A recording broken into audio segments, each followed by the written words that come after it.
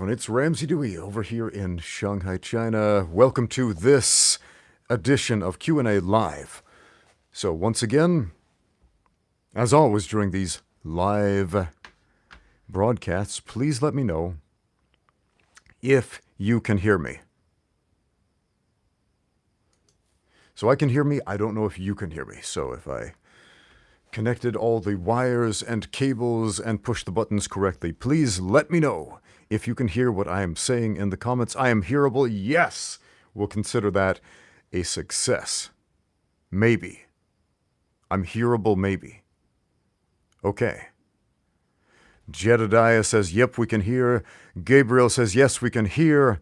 Official Liberal Chungus can hear. Brandon can also hear. Welfare God can hear. We've got a group here going who can hear. So let's get on with the Q&A. So once again, this is Ramsey Dewey over here in Shanghai, China. Oh, we got a listener from South Korea. I was just there at the airport. I just got back to Shanghai. I was visiting the U.S. I was there for about a month and a half, and I flew back through Korea, through Seoul, and now I'm back in Shanghai. So, yeah. Korea's a nice place. I wish I could have stopped there this time and looked around like I did last time I was there. So,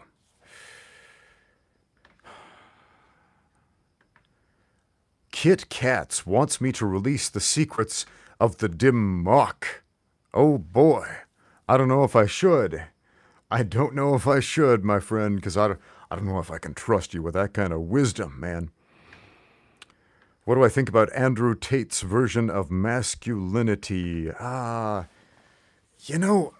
not super well versed in Andrew Tate's version of masculinity. I've seen a couple of interviews he's done on the internet. I'm vaguely familiar with what he's about. I think Andrew Tate, as far as I've observed him, is somewhere between the second and the third level of seeking for happiness. And I'll explain what I mean by that. The first level, seeking for happiness, is fulfilling what we need, right? We need food, we need shelter, right? And when we do that, what happens next? We start wanting stuff that we don't need. We want stuff and we want things. We want the fancy car, right? As far as I know, Andrew Tate likes fancy cars. A lot of people do. We want the big house. We want the money.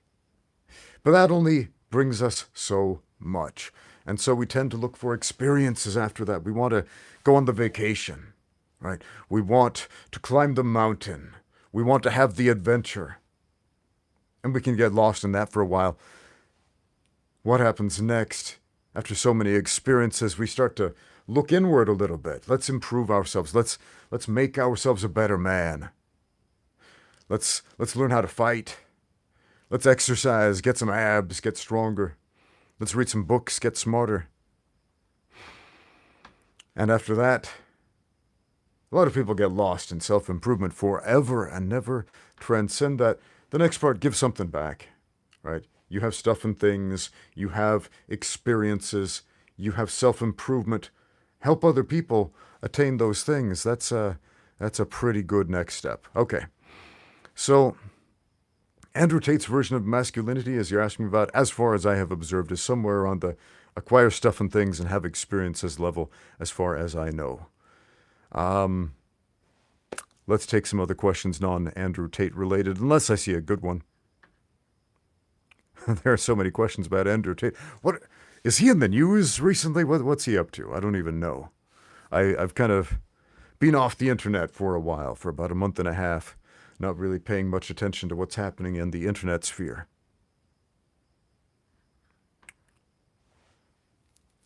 Okay, we got a jiu-jitsu question from Ram Chi, who says, where did he go?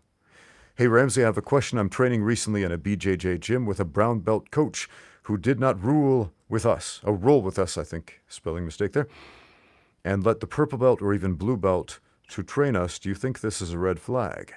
Huh. It is kind of weird that your instructor is not rolling with you and not offering any explanation. If he was saying like, hey, I've got a knee injury, so I'm not going to roll with you, something like that, okay, that would make sense. But if it's just, I'm not rolling, no questions asked, no explanation, it is kind of weird. Are you getting what you hope for out of that jiu-jitsu gym? If not, that would be a red flag. The fact that he's not ruling with you, it's kind of odd. It's kind of weird, but yeah, it's not unheard of. But yeah, I don't see why a jiu-jitsu instructor wouldn't roll with you if he's not going through some sort of injury, or maybe he's getting ready for a tournament and doesn't want to risk injury. So, I don't know. Ask him. Ask him. We have a super chat from Joe Anderson who says, are there any dust techniques that would be effective for the Ultimate Self-Defense Championship? Maybe wearing a badge or gloves. Ah, okay. Wow. The Ultimate Self-Defense Championships. I'm going to make a video on how to win the Ultimate Self-Defense Championships, and it might surprise you, since I ended up losing the Ultimate Self-Defense Championships, but now I understand the metric behind it, which was never explained before. Rule number 1, cheat as often as possible. I'll explain that in detail in my video. Cheat as often as possible. And yeah, man, you probably won't like that answer, at least the way I'm explaining it right now, but wait for that video and you will see. So what does Dale do that would be effective for the Ultimate Self-Defense Championship? Now, I imagine for Season 2, they're probably going to do some different events. But if it was the same events, we have, let's say, sumo wrestling on the beach, group sumo wrestling. Dale's he's got a big center of gravity. He's pretty heavy set dude. He's on the shorter end. I don't know how good he would be at the group sumo, but, you know, I don't know. I don't think he specializes in that particular contingency. So I don't know. As far as the second event, what was that? It was closing your eyes and waiting for someone to sucker punch you, basically. And then fighting back. Here's where the cheating comes in. Don't actually close your eyes and don't wait for them to attack you. And then just go on the offensive before they know what's up. So, yeah, nobody will punish you for that. Nobody will disqualify you for that. Would Dale do that? Maybe. Let's see here.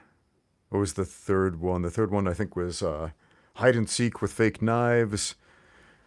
Dale has a lot of fake knife disarm stuff on his channel. Would any of it work with a group of dudes sprinting at you with knives?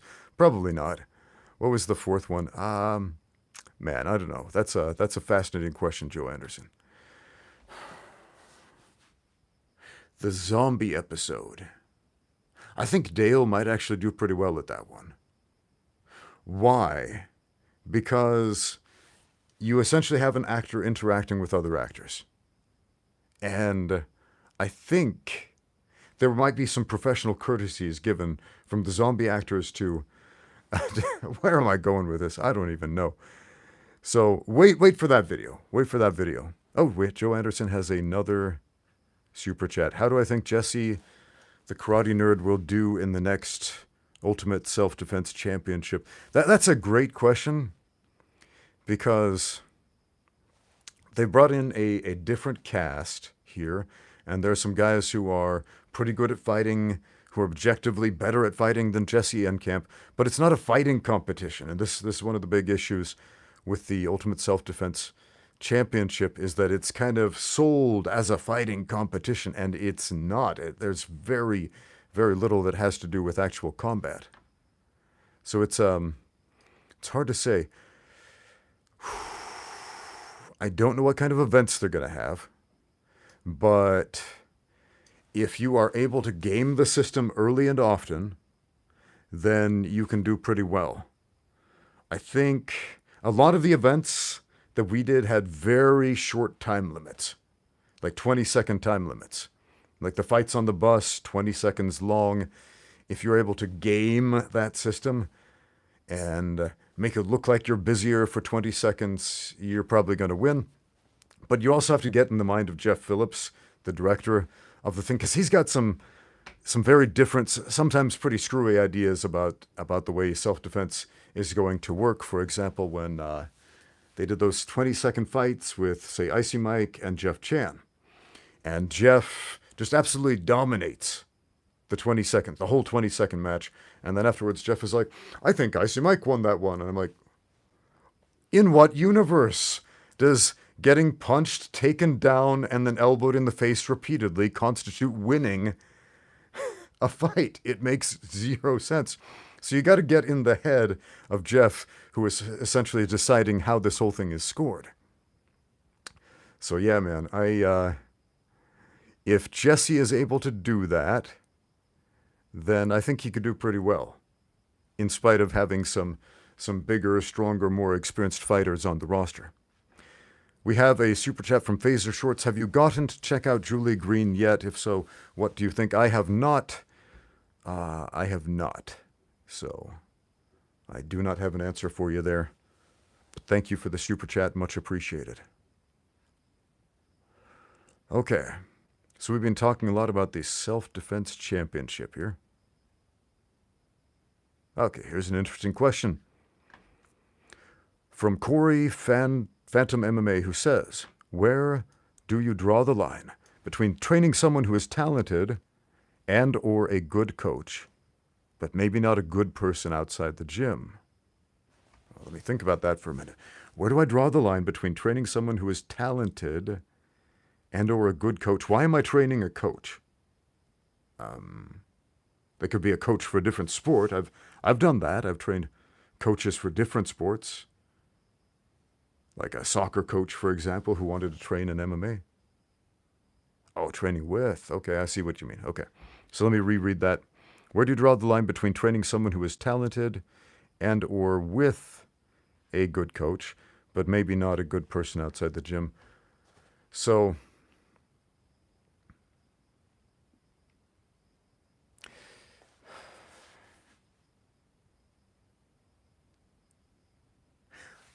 I'm not really sure how to respond to this one, because I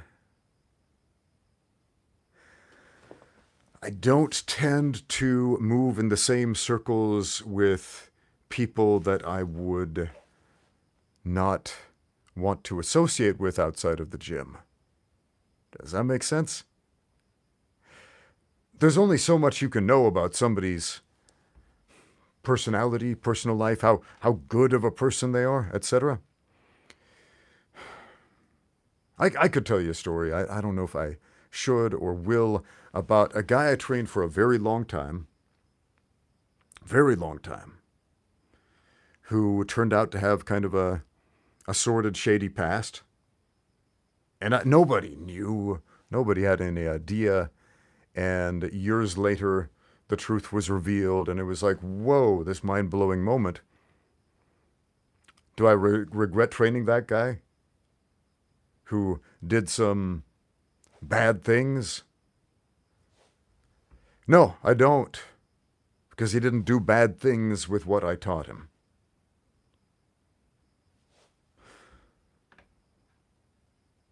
So you can be a great role model to bad people, believe it or not. And this whole idea of there are good people and bad people, that doesn't jive with me. There's none good except for one, and that is God alone. I'm quoting Jesus there. What else do we have? Does shaving your head help your grappling? Sometimes it does, yeah. If you have long hair, then that tends to get caught a lot. It can be very frustrating to grapple with long hair. So shorter hair is easier to grapple with, for sure. Does complete head shaving give you a distinct advantage? In certain circumstances it might, where having less friction on your head is advantageous, sure. Great question from Chris Kerwin, who says, how do you feel about people calling MMA striking Muay Thai? Yeah, I love that you have made that observation, how a lot of people just refer to the striking aspect of MMA as Muay Thai, even though it's totally not. Muay Thai is a very distinct sport and martial art of Thailand. There is a lot of tradition that goes with that. There are very specific fighting strategies in Muay Thai that will never appear in MMA and vice versa. So, yeah, I wish MMA gyms, instead of calling their striking classes Muay Thai, would just call them striking. That would be helpful, I think. So I'm not a big fan of calling MMA striking Muay Thai because it's not. It's not. I like the way that Greg Jackson makes the distinction. He just calls it the stand-up game, and he doesn't make a separation between stand-up grappling, takedowns and clinch fighting and all that, and grappling on the floor. He throws that in with the stand-up game, which you should, because it's part of it. Your stand-up game is everything you do on your feet, grappling, striking, etc. If you have a class where you insert this artificial barrier of, I can't, the other guy's lava, I can't touch him, except with my fists and punches, it's weird unless you're training specifically for a striking sport. But if you're training for MMA and you have no clinching, you have no takedowns in your stand-up game, you're going to be at a very distinct loss when it comes to competing against people who do. If you don't have a gym to go to or any training partners, how would you train, says Lane Lambert. Well, you have narrowed that down to train by yourself. How else are you going to answer that question? If you don't have a training partners to train with, you have to train by yourself. If you don't have a place to train, like a gym, you're going to have to train wherever the heck you can. So you answered your own question with that question. And now that you know the answer, get out there and train. JJ with John Shia says, how do UFC fighters still get takedowns at that level when they can all wrestle and they are all so sweaty the same way high-level wrestlers get takedowns? They persist until it happens. A great wrestling match, wrestling, not MMA to watch, Jordan Burroughs versus Kyle Dake. These two are some of the best takedown artists in the world. And when they wrestled, guess what happened? Takedowns occurred. Why? Because it's a wrestling match. And it's going to happen. It's gonna happen. And as Chris Kerwin points out, there are levels to the game. There are good wrestlers, and then there are really good wrestlers. Then there are elite wrestlers.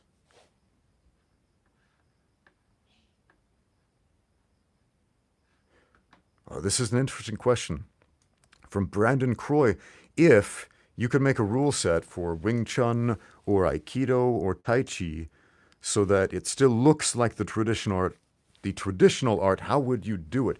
That's an interesting question because if you look at Tai-Do, it's a modern karate style. It's got some goofy-looking forms where you do these fancy-looking kicks that are similar to capoeira, but if you watch the sparring competitions, they do those kicks in the competition.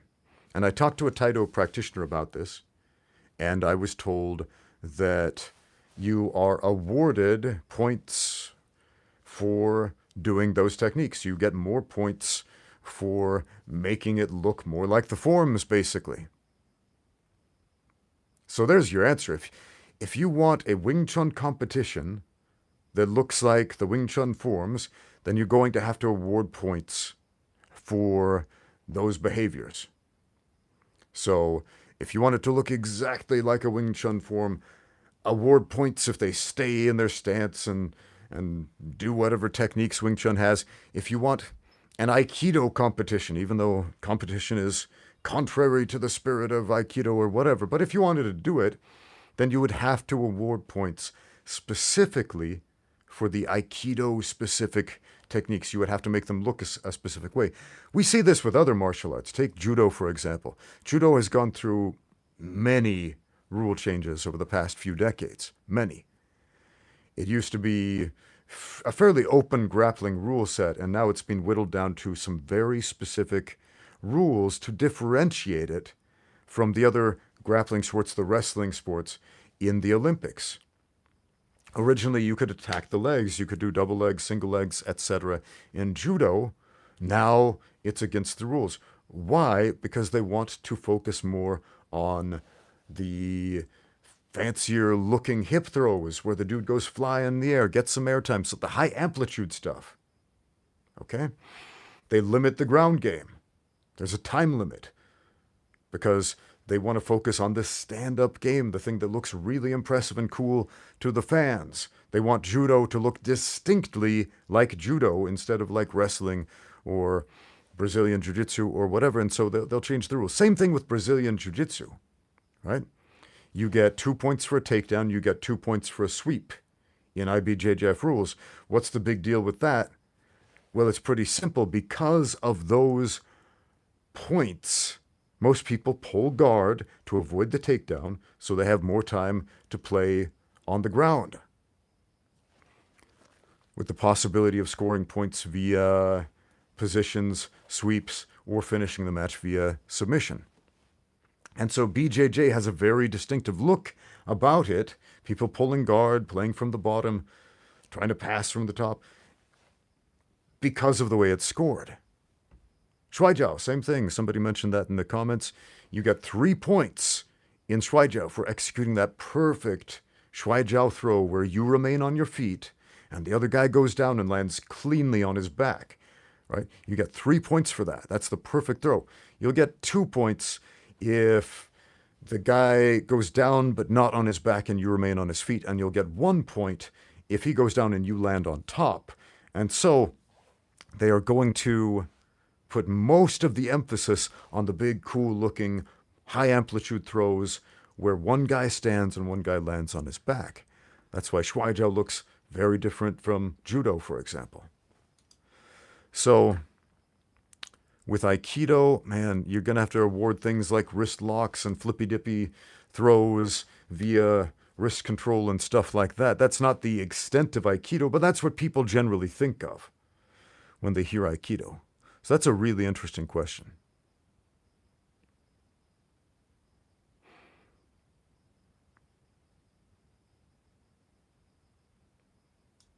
Ooh.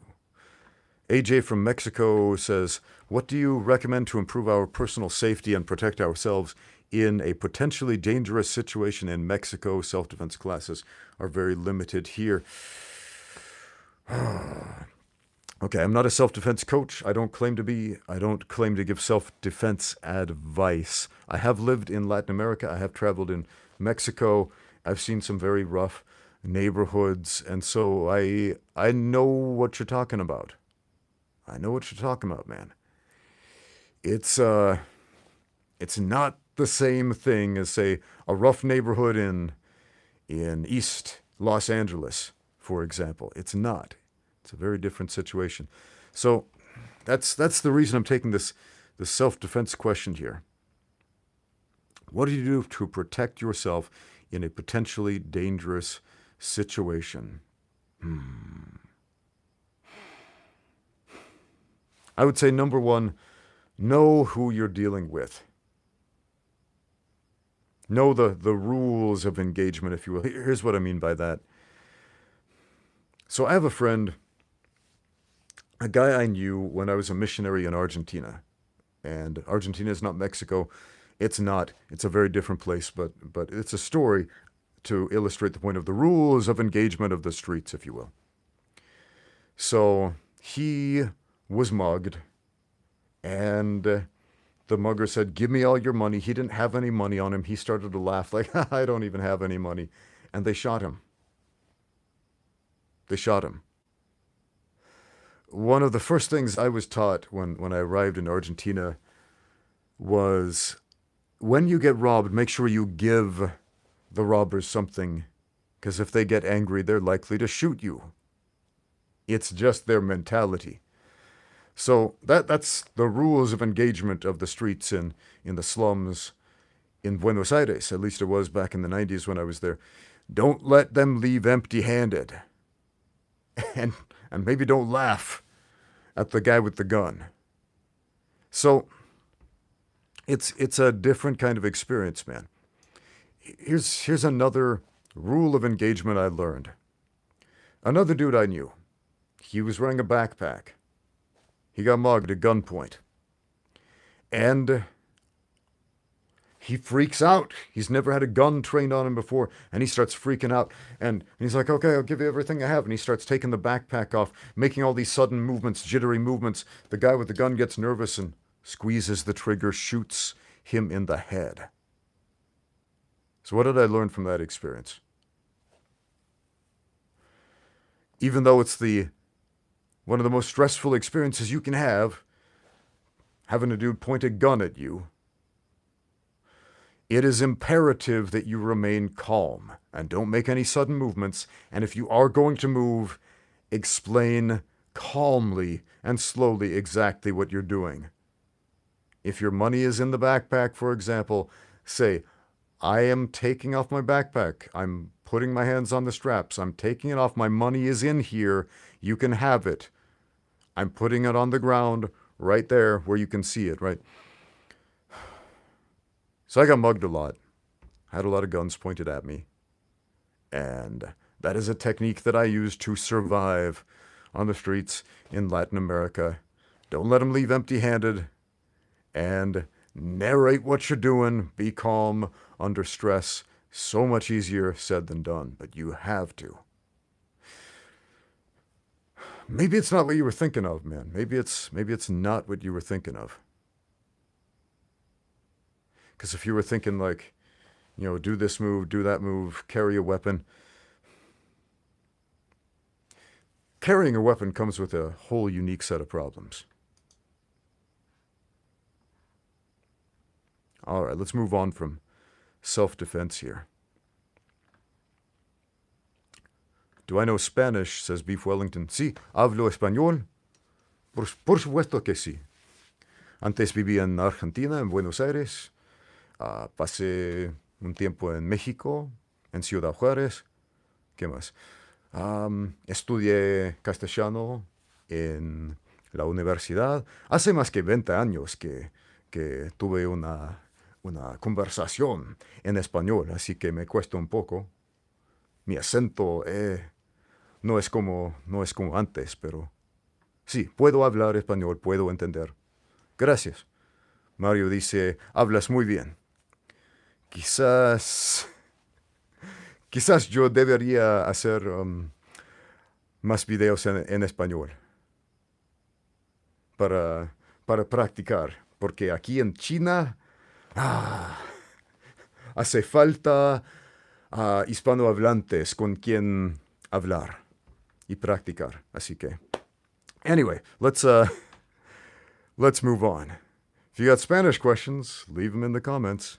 If you got English questions, leave them in the comments. Yes, ha ha ha, aquí en China. Yep, I'm here in China. Just in case you want to learn some Spanish and you don't know any Spanish, here's an easy word. China in English. China. China in Spanish. A Chinese person would be chino with an O. Spanish is easy, man. It's so much easier than Chinese because you just say most English words with a Spanish accent and stick an O or an E or an A at the end of a lot of them. So obviously it's more complex than that, but compared to Chinese, not really. Okay. Sam Cook says, do you think unfriendly individuals treated male missionaries and female missionaries differently? Well, men and women are always treated differently, but I'll tell you an interesting story about a female missionary that I knew in Argentina. And she was mugged, and this mugger grabs her and just manhandles her and throws her up against a wall, up into like some trash cans or something. She breaks her wrist, and he points a gun at her and says, give me all your money and all the usual stuff. And she doesn't have any money, and she tells this story to me. And all she could think of was an episode of Oprah, the Oprah Winfrey Show, about self-defense, where they had the self-defense expert come in and say, you have to keep talking. Just keep talking to humanize yourself in front of the attacker. And that's all she could think of. And her Spanish was terrible. And so all she could say was, My Bible, take my Bible. You broke my arm, now take my Bible. You broke my arm, now take my Bible. And she just kept repeating this. And the guy with the gun is like, I can't take your Bible. I'm Catholic. He puts his gun down and runs off. So, were female missionaries treated differently than male missionaries? Probably. Women are always treated differently than men. But that's a story about a woman getting manhandled. And that really happened. So, man, we got a lot of questions about my missionary days back in the 90s. Joe Anderson wants to know, it's a super chat from Joe Anderson. Shout out to Joe. What is the craziest thing you've seen during missionary work, and how long were you a missionary for? I was a missionary for 2 years, from 1997 to 1999. Man, I saw some crazy things, dude. I saw some crazy things. Probably the craziest thing I saw was demonic possession. Yeah. Maybe I'll go into detail on that on my religion and philosophy channel, since that's more on topic for those channels. If you didn't know, I have several other YouTube channels. One is called Ramsey Dewey on religion and philosophy. So please go subscribe to that one if you are interested in that sort of thing. And I have another one called Ramsey Reads the Bible, where I read the Bible. Because so many people told me I would listen to you read the phone book. Well, the phone book is a terrible book. The Bible, on the other hand, has a lot of really interesting stuff that's worth pondering in there. So, sorry I'm an atheist. I'm also sorry that you're an atheist. That's too bad, man. What is the crazy... Okay. So that was the craziest thing I saw.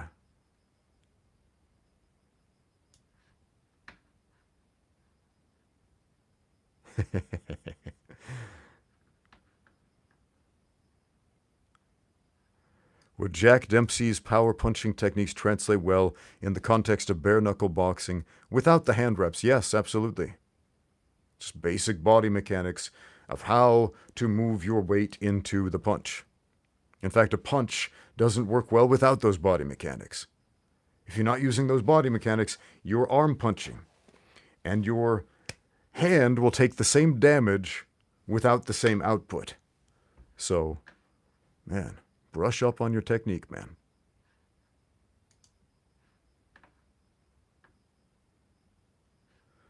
What happened with living in China? I don't know, man. Beef Wellington, I live in China. Nothing happened with living in China. I still live in China. I'm here in China right now, so I don't know what's going on here.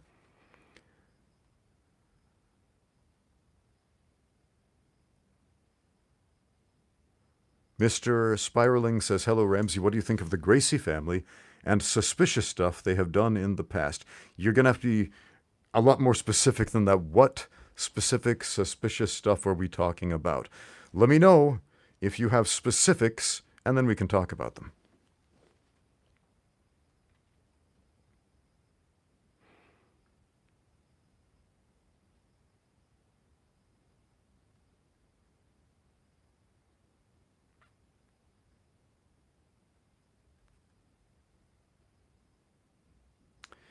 Let's see here.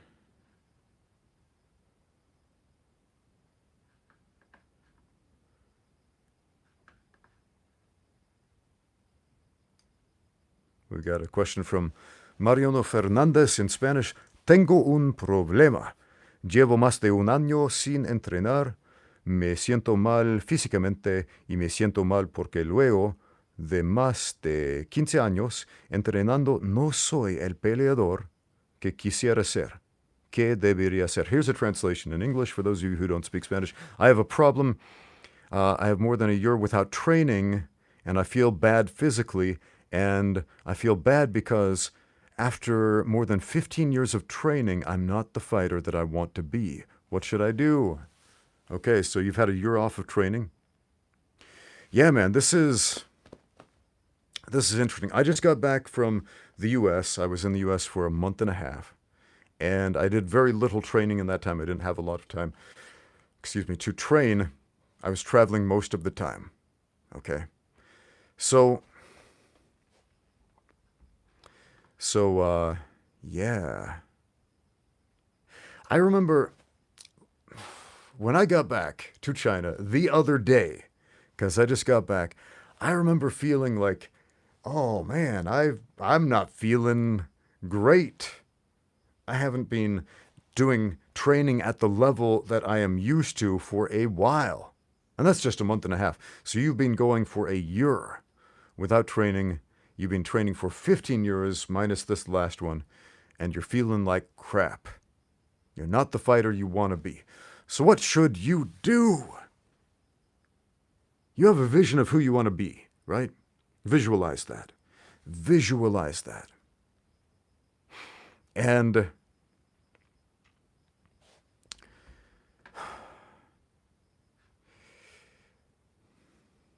it's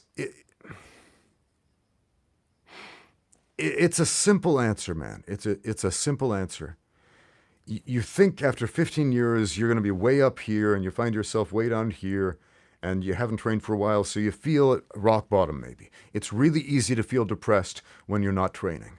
It's really easy to feel depressed. The reason I brought up I didn't train very much for a month and a half and I feel like crap, and I feel like it affected my mental health to some extent. I felt like, oh man, I'm kind of depressed, more so than usual. That's not fun. It's not. I get it. And after a year of that, it's like being locked in a cage for a year almost, man. It sucks. And you have to accept that when you go back in the gym and train again, you're not going to be at that level that you would be if you trained 15 years consecutively. That's okay. That's okay. You're going to move forward, right? It's how any goal works. We all want to be a superhero, right? We all want to be the strongest, fastest, best version we possibly can, but we can't. But you know what? You can be better than the guy who didn't train for a year. And all that takes is get out there and train today. And you can be better than that guy the next day, and the next and the next.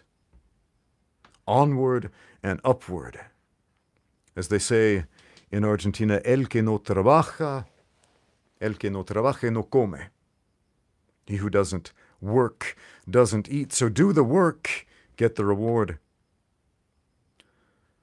Our friend DTV says, what is your main source of income as an MMA coach besides YouTube? MMA coaching is my main source of income, not YouTube.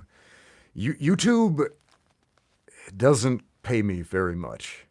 I do get a little bit of ad revenue. I do get a little bit of money from sponsors, but the bulk of my income is coaching. It's running classes at gyms. It's coaching fighters. That's it, man. That's it. That's my main source of income. That's why I don't consider myself a YouTuber. I have a YouTube channel. It's nice to get a little something from that, but yeah, I'm an MMA coach. That's what I do for a living.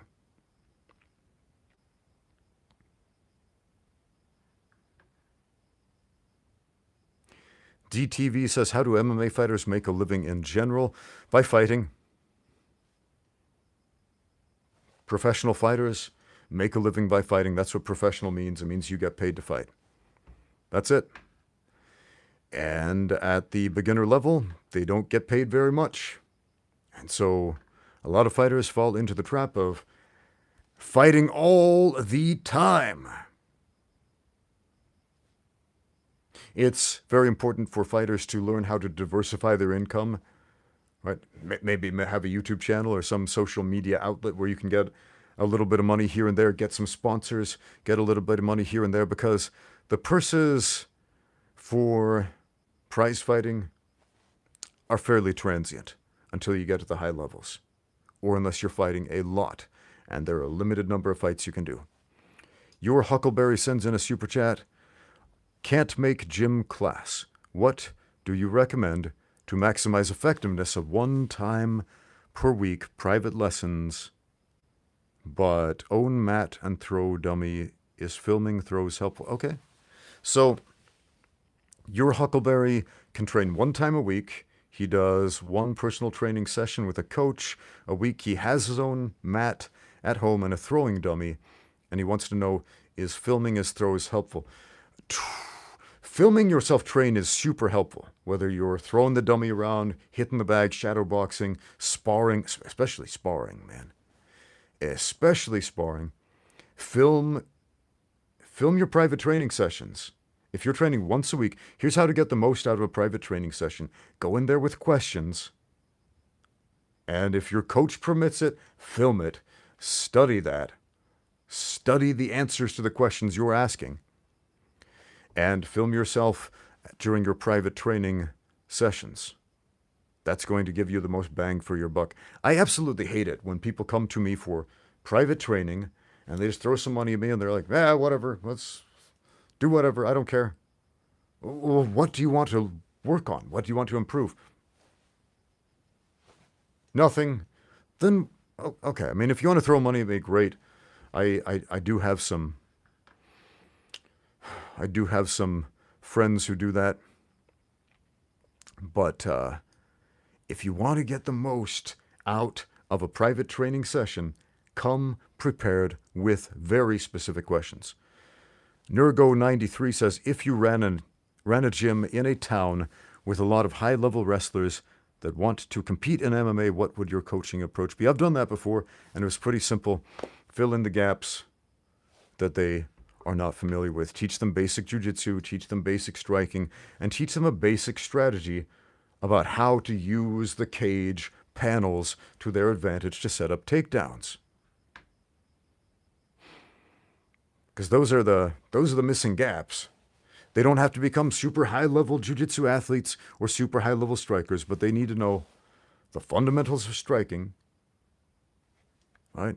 What a punch feels like, and how to make the other guy know what a punch feels like more, and of course, how to set up takedowns off the cage. And I'm going to give a shout out to a YouTuber, Armchair Violence. He made an excellent video about takedowns off the cage. A really, really good video. Now, this is a guy who is not known for his technique videos, but it is a phenomenal technique video about that aspect of MMA. I've brought this up many times on this channel in Q&As about how 80% of the takedowns in the sport of MMA happen up against the cage. Because that's the limit. The technique changes there. And if you only train out on the open mat, you are setting yourself up for failure. So you have to understand that. So go check out the video from Armchair Violence about takedowns off the cage, because it is a good one.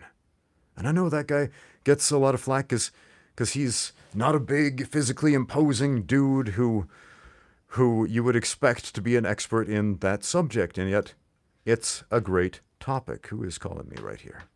It's a great topic.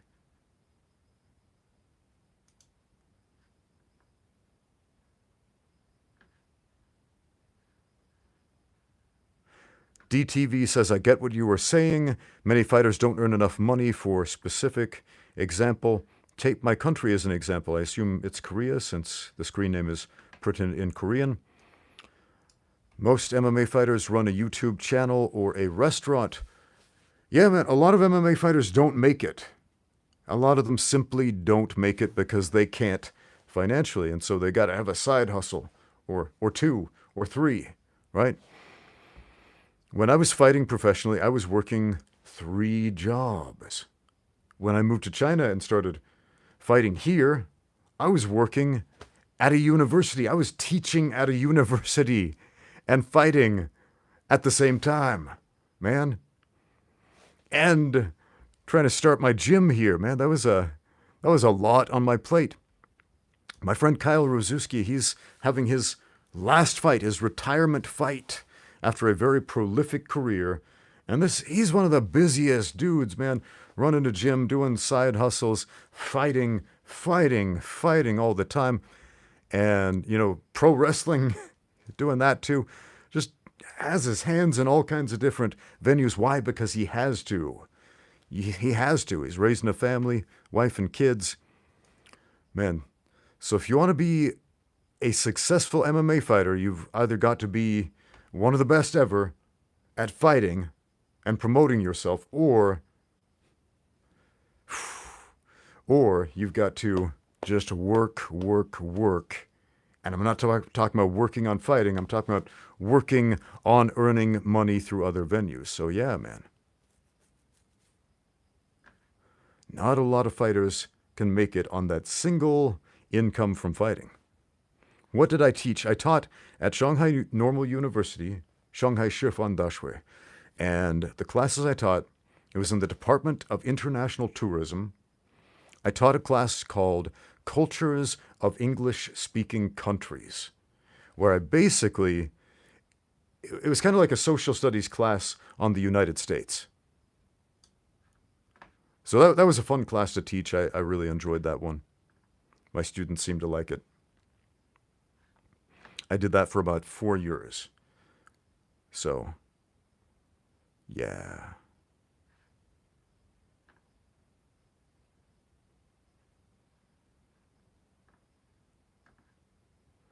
Pro wrestling. People are talking about that in the comments. Yes, it is a hard way to earn a living. This is true. Respect to my friend. Yeah, man. Let's talk about pro wrestling for just a minute. A lot of people poop on pro wrestling and say, oh, wrestling's fake. It's scripted. It's not fake. Any diehard wrestling fan will tell you that. It's scripted. It's not fake. Here's the difference. Okay? The stunts are real. The stunts are real. The competition aspect is not. Right? It's scripted, meaning they already know who's going to win, who's going to lose. It's scripted like a movie, but it's like a live action movie with live action stunts performed live right in front of you. It is a high risk endeavor. The average professional wrestler lives to about age 50. That's the lifespan of an average pro wrestler. Why? Because they're constantly taking damage night after night, year after year. They're often working every night, every year. And a lot of wrestlers take performance-enhancing drugs, and part of that is to build up the big, impressive physique, and part of it is so that their body can heal faster so they can keep doing their job. So it takes a huge toll on the body doing live stunt work. I mean, think about that. It's way different than... I mean, stunt work in general is dangerous. But if you're in a movie... You know, you've got all of these safety precautions, harnesses, crash mats, etc., and you can do as many takes as it requires to get the stunt perfect. Pro wrestling, you've got one take, no crash mat, no harnesses. If you goof it up, oh man, that's your neck on the line. It is a rough life, man. So when people get upset when you call pro wrestling fake and they say it's scripted, man, let's show a little respect to that, right?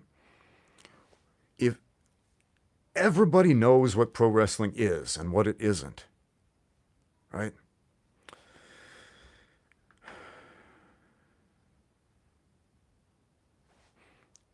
Sam Cook wants to know how much of an issue performance-enhancing drugs is in other combat sports besides jiu-jitsu? That's a good question. I don't know. I did a podcast recently with Dan Lukehart, which was awesome. It's a 4-hour podcast. So if you love long-form content on jiu-jitsu, go check that out. Dan is one of the most knowledgeable humans I know when it comes to discussing jiu-jitsu politics and everything. And he opens up this podcast with a diatribe about jiu-jitsu performance-enhancing drugs in jiu-jitsu. And he has a lot to say about that, so please go check that out. Again, Dan Lukehart, 4-hour podcast. So, yeah, we discussed that topic at length. At length. It's a big issue in MMA. It's a big... Anytime there's a lot of money on the line, it's going to be a big issue. Way back where jiu-jitsu athletes weren't getting paid at all, and winning a gold medal in an IBJJF tournament didn't really mean that you would get a lot of new students or something like that. Well, nobody really cared. Nobody really tested or anything like that. And I don't think PEDs were really prevalent back then, but they are now. Why? Because jiu-jitsu athletes stand... They have the potential to make a living off of jiu-jitsu now. When there is a lot of money on the line, people will cheat. People will do what it takes to win, even if that means cheating. So we see this at the high level in MMA. We see it at the high level in baseball, football, basketball, any sport where there's a lot of money on the line. There will be people risking their careers to make that money. It's a calculated risk. It's a gamble. If I take this PED, it will make me stronger, allow me to train more, give me a very specific advantage so that I can stay competitive and possibly win those millions of dollars that I wouldn't otherwise. That's the mentality, basically. So what are we going to do about that?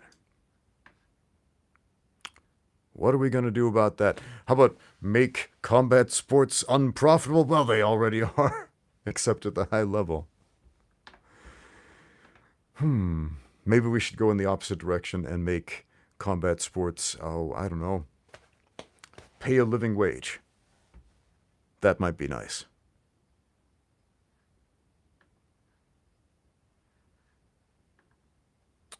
Okay.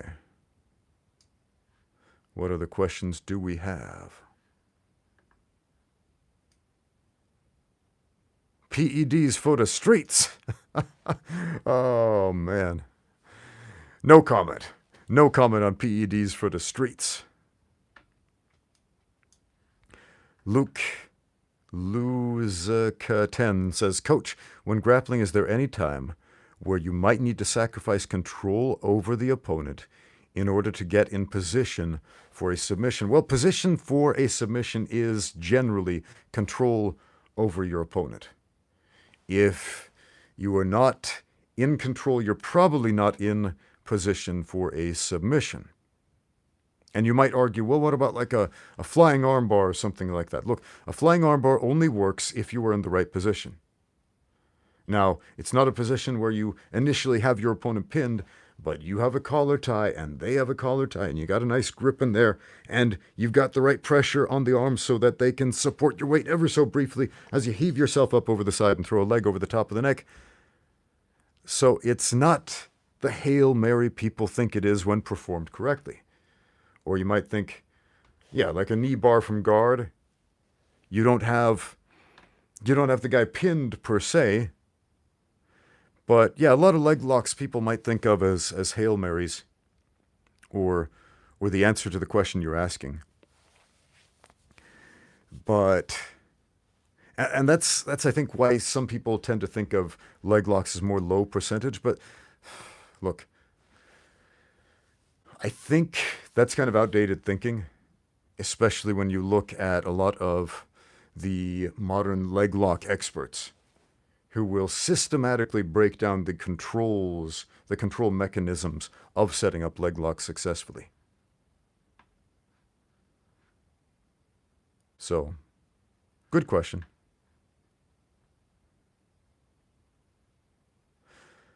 Harel Fishenbein says, could you say a few words on practicing takedowns while protecting our training partners, but also committing? Okay. There are a lot of different types of takedowns. And I think the one that trips most people up in this regard is the power double leg. That's basically the one where you shoot in and try to tackle them and just do a blast double leg. Okay?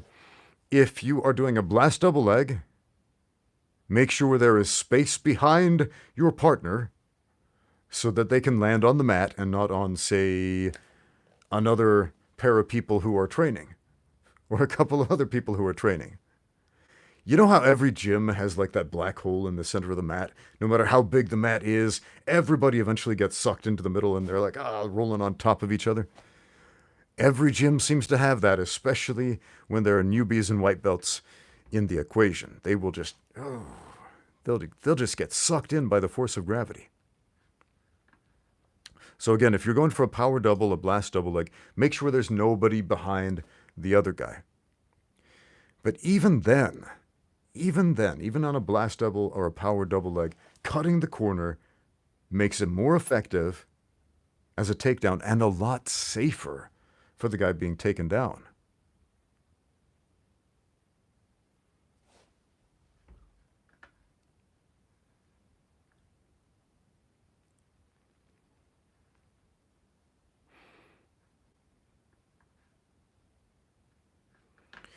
Okay. Tommy Shade says, "Hey Ramsey, I'm 1 year into BJJ. I have a problem with what I call partitioned BJJ. Basically, when I roll, my whole body doesn't work together when executing technique. It's killing my BJJ." Okay, I can relate to this because I I refer to that condition as being kinesthetically retarded. That might not be politically correct. Retarded just means slow. You have yet to develop a higher level of kinesthetic bodily intelligence that you need, and that's totally doable. It takes time. It takes practice. There are a lot of exercises you can do. What helped me was modern dance. I have a degree in Spanish and I have a degree in modern dance, and it was the dance degree was the most difficult thing I ever tried to do because I was kinesthetically retarded, meaning it was really hard for me to move and connect all the pieces of my body as one piece, because your body is one thing. But in this civilized world, we tend to do what I'm doing right here, sitting on my butt and moving my hands and arms independently from the rest of my body. I'm not activating my core as I move or anything like that. And there's no cross-lateral connection right here between my left arm and my right leg and my right arm and my left leg. There's no unilateral connection between my left arm and left leg, etc., etc.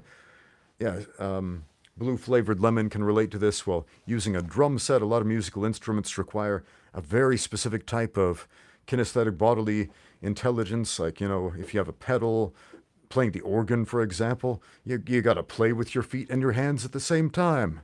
Man, it's very difficult if you're inexperienced with that. Jiu-Jitsu is similar because we're constantly using our arms and our legs and our core together as one cohesive unit. And so when we look at, say, a Jiu-Jitsu instructional video, we often fall into the trap of seeing, oh, this hand goes there, this hand goes there, this foot goes here, and so on, instead of thinking the whole body moves like a starfish. Yeah.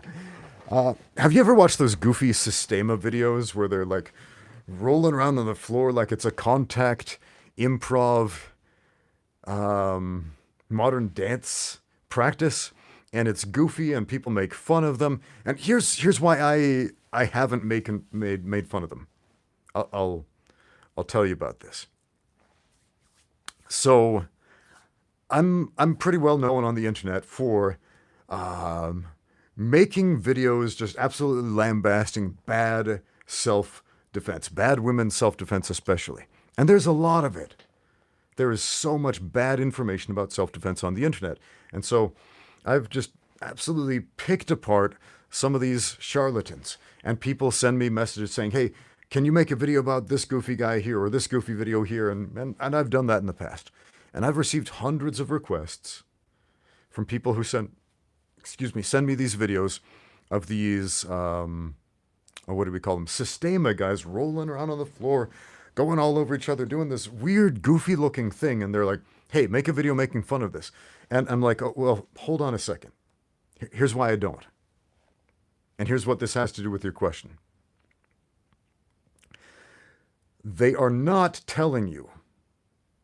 None of these Systema guys are telling you, if you get attacked on the streets, all you need to do is wiggle around like a slowly dying starfish on the ground, and then you're going to be okay. That's not what's being taught.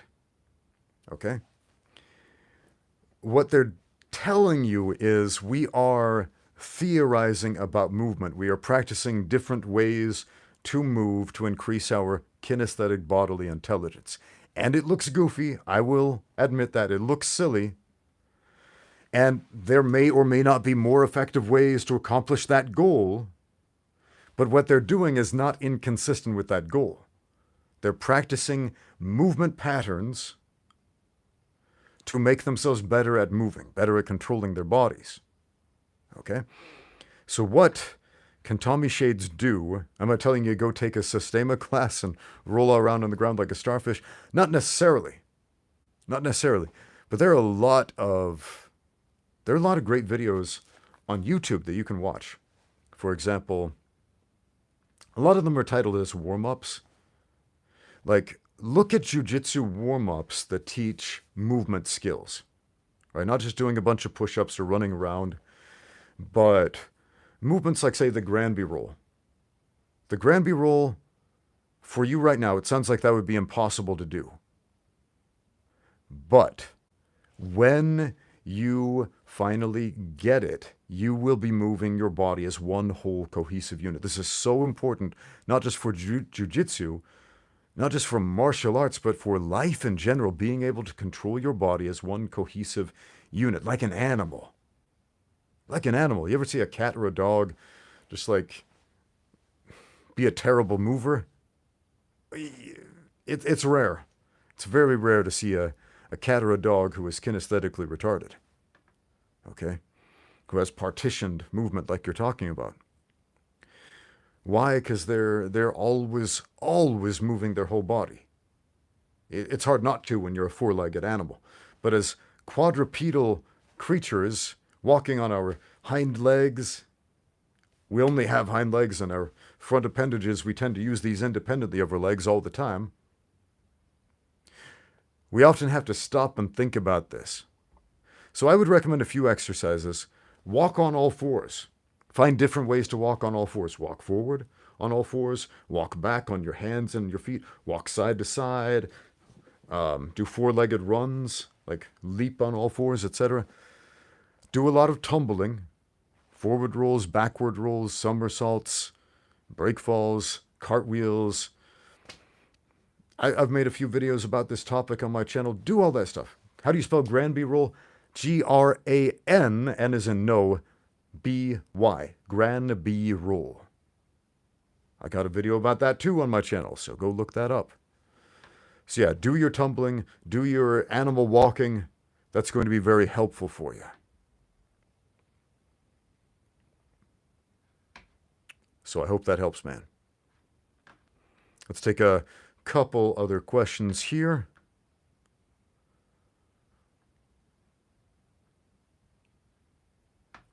Yeah, James Memes has some decent advice here. Do other things like skating, etc. Because, you know, there's athletic crossover.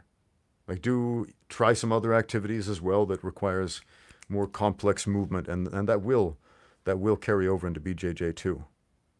Like, people always ask me, how useful is dancing as an accessory exercise to martial arts? Directly, not really. Fighting's way different than dancing. Indirectly, as an augment to your kinesthetic bodily intelligence, it's huge. It's super duper helpful. So yeah, maybe take some dance classes.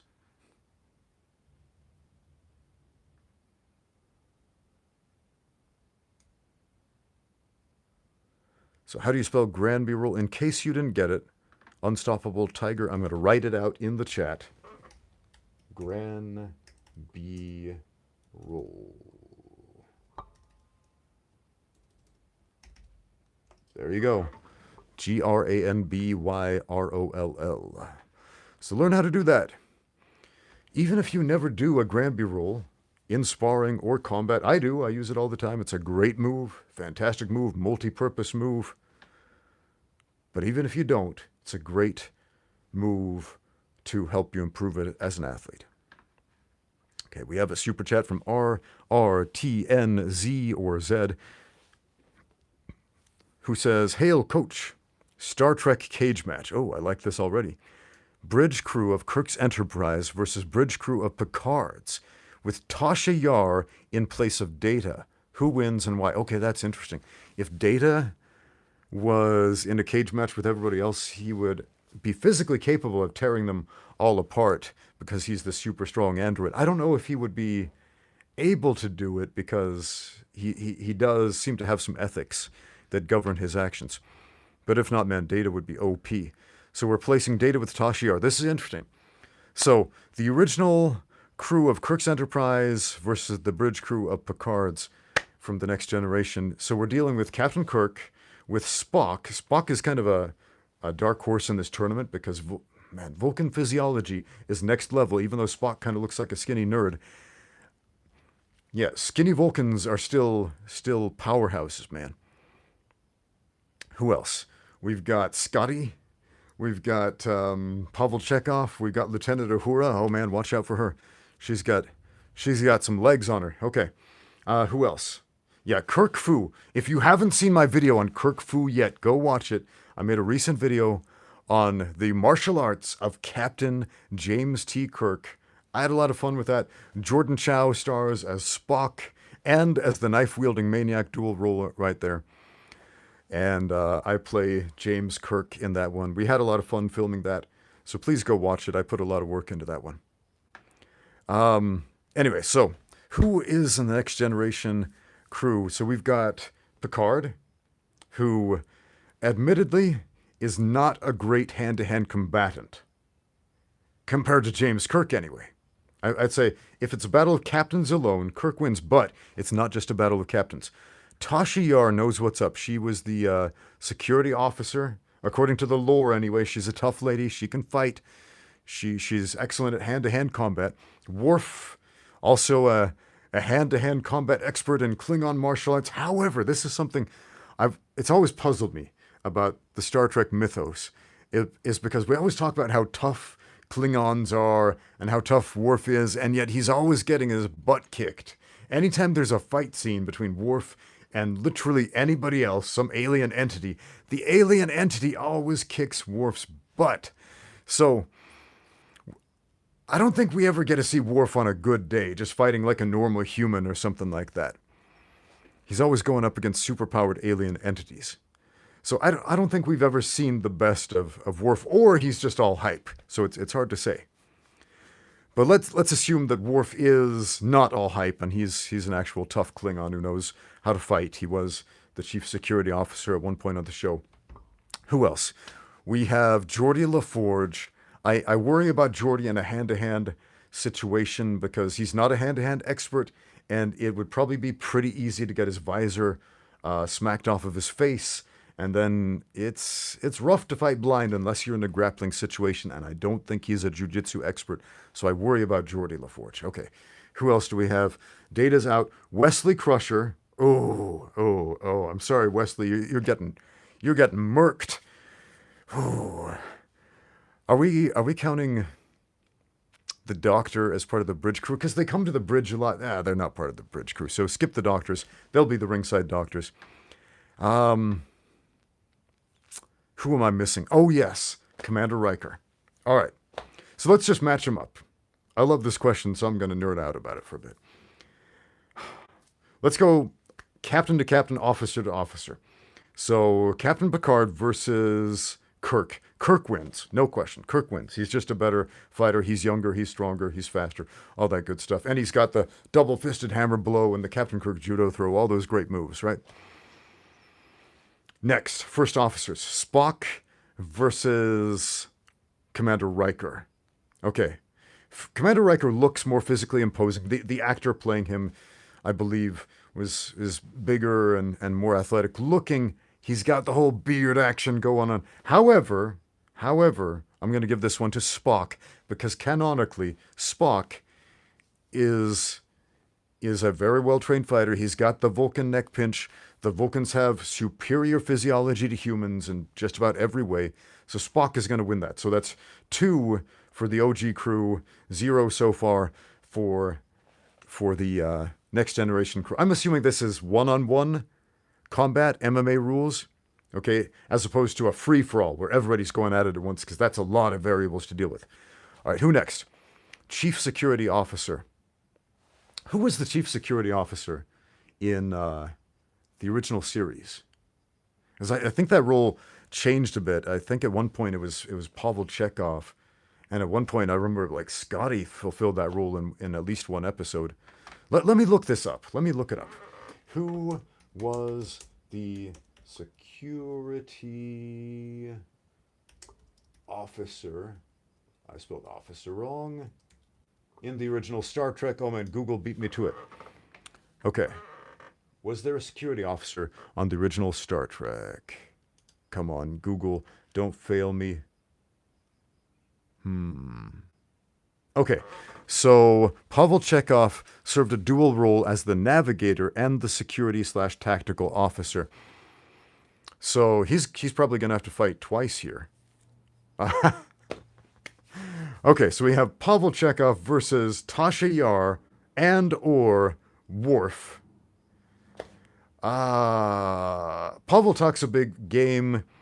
I have yet to meet a Russian who doesn't know how to fight at least a little bit, but I think he's out of his league with a Klingon of Worf's stature, and he may be out of his league with Tasha Yar as well because man, she was a badass. So sorry, Pavel, you're out. So we got 2 for the original series crew and 1 for the next generation. Who else do we have? Oh, Geordie LaForge, chief engineer, versus Scotty. Hmm. Hmm. I think for the aforementioned reasons that once he loses that visor, Geordie's done, man. He's done. And yeah, there were a couple episodes where Scotty threw some fisticuffs, so he's no stranger to hand-to-hand violence. People are bringing up drunk Scotty. Yeah, don't mess with drunk Scotty. That's we don't want any of that noise. So I'm giving this one to Scotty. It's just a hunch. It might be a closer contest. Maybe they have better training methods, especially for blind people in the future. But I'm giving this one to Scotty. So that's 3-1 so far in favor of the original series crew. Who else? I'm forgetting. Who else is on the crew? Sulu. What was Sulu's function? He wasn't the navigator. He was the. Oh yeah. So we got Sulu. We got Bones. Was Bones Dr. McCoy technically a bridge officer? He wasn't a bridge officer, but he was on the bridge all the time. So we're going to skip the doctors. So I can't remember what Sulu, what his actual rank was. What was his role on the bridge, and who is his counterpart? I don't remember. But so far, it's the original series is winning in hand-to-hand combat over the next generation. The next generation, guys, man. Oh, yes. Sulu versus Wesley Crusher. I'm sorry, Wesley Crusher is getting crushed by Sulu. Now, we know Sulu is an expert fencer. And in the original series, man, George Takei had an incredible physique back then. So, yeah, man. Wesley Crusher is getting crushed. Sorry, Wesley. All right. So there's my answer. We're giving this one to the original series crew. That was fun. I hope you non-Star Trek fans didn't get too bored with that. All right. Okay, here's a non-Star Trek question. If I had to either fight a way better striker, hold on, that you couldn't take down, or a way better wrestler who's got good ground and pound, which is a more scary fight to you? A better striker that I can't take down, or a better wrestler who's got good ground and pound?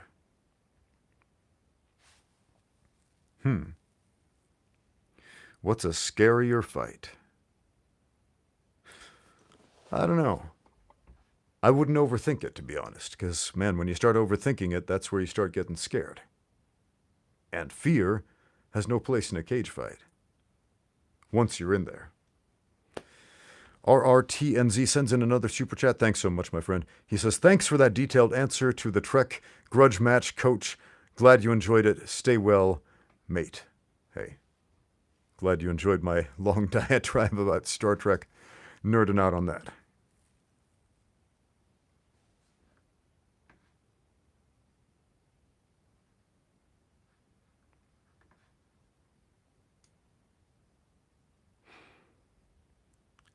Okay.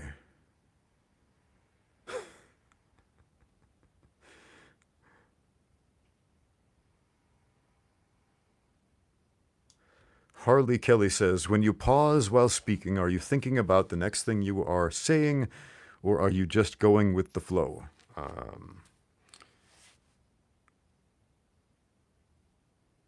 If I'm pausing while I'm speaking, I suppose it's because I'm thinking of what to say next. Because if I know what to say and the words are coming out of my mouth, then that's what's happening. If I'm not talking, then I'm, of course, formulating the words. That's kind of how it works, I suppose. Remember how Captain Kirk would take these pauses? What's his name? William Shatner would pause sometimes while delivering his dialogue. Do you know why? Some people think it was because he was trying to be dramatic, and no, not at all. It's because he was trying to remember his lines. He would say part of the line and then think about which part came next.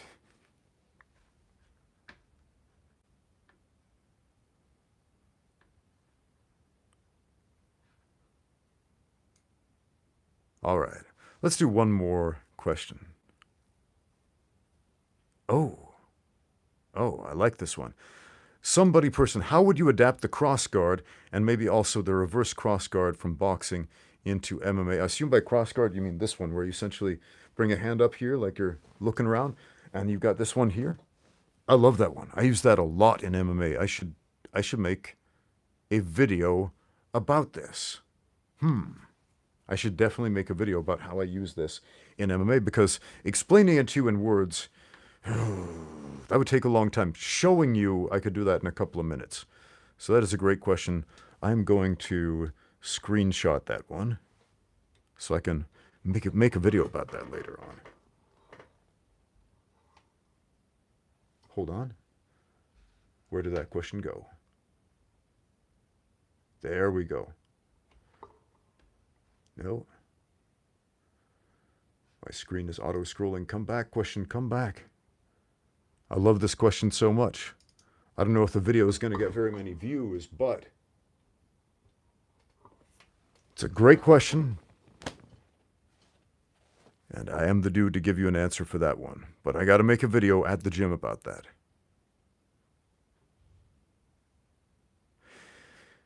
Schmoke says, can you drop me a random combo I can use for my next kickboxing sparring session? Something cool.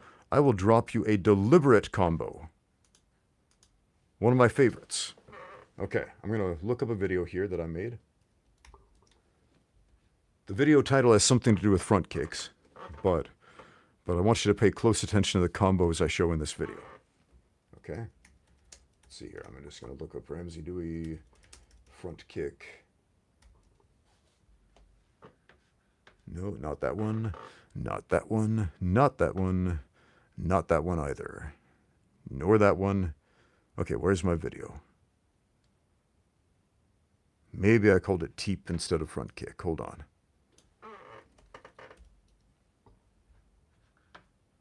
Nope. Nope. Nope. Nope. Okay, this is weird. So it's funny because I can type in like the titles of my videos and I will get like 15 recommendations for other videos.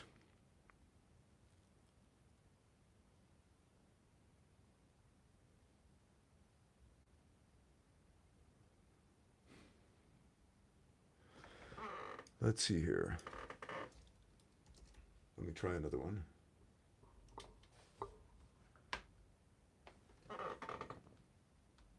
I thought this was going to be an easy thing to look for, but apparently not. Huh. Well, dang. So I've got a video. It's titled something about the best time to throw a front kick. Look for that one. I'll keep looking for it, and I'm going to post a link to it in the chat section here. It's on my Fighting Techniques playlist. If you didn't know, my YouTube page has a playlists page with a bunch of videos sorted neatly into playlists. There are a lot of them. Maybe I should streamline this. But the Fighting Techniques playlist here, let's see.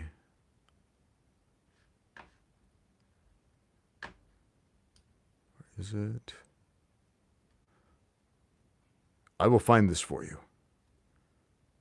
So it's the first video that I made with my friend Xiao years ago. If you remember Liu Xiao, he's living in Los Angeles right now, doing some great things with his life there.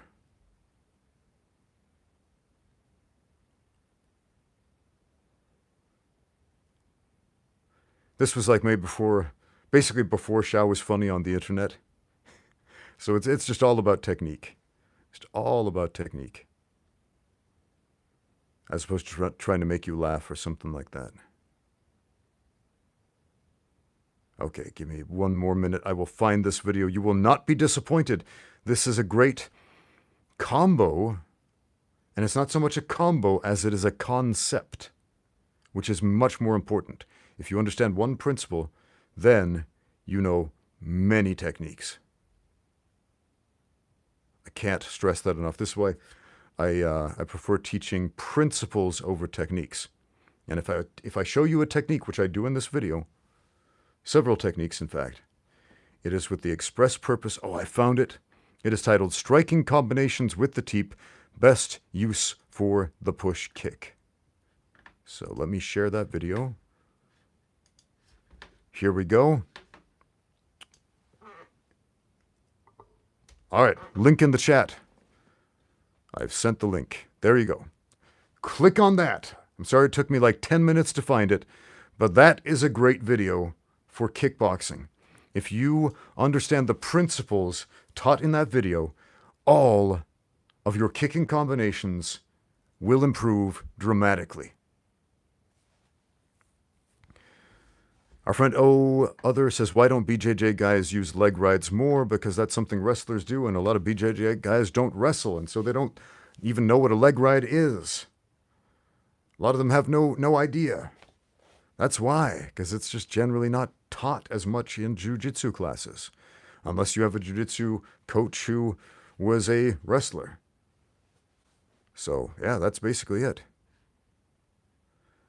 Harley Kelly says, do you think beginners should use leg locks? You should definitely learn leg locks as a beginner. The straight ankle lock is perfectly legal for beginners to do in white belt tournaments in jiu-jitsu, so you got to know that. Hip locks, which are a form of leg lock, are perfectly legal at the white belt level, even in children's tournaments. Hip locks are legal, so you got to know that stuff. Should beginners learn heel hooks? Yes, they really should. Should they break people's legs with them and tear up their knee cartilage? No, they shouldn't. But they need to learn what it is, why it's dangerous, when they should tap to it, how not to crank on the thing so they don't injure their training partners. And you're not going to understand any of those things unless you're taught what those things are. So yeah, beginners, of course, they should learn leg locks and everything else. You don't want to be a beginner forever, do you? You got to learn some good information.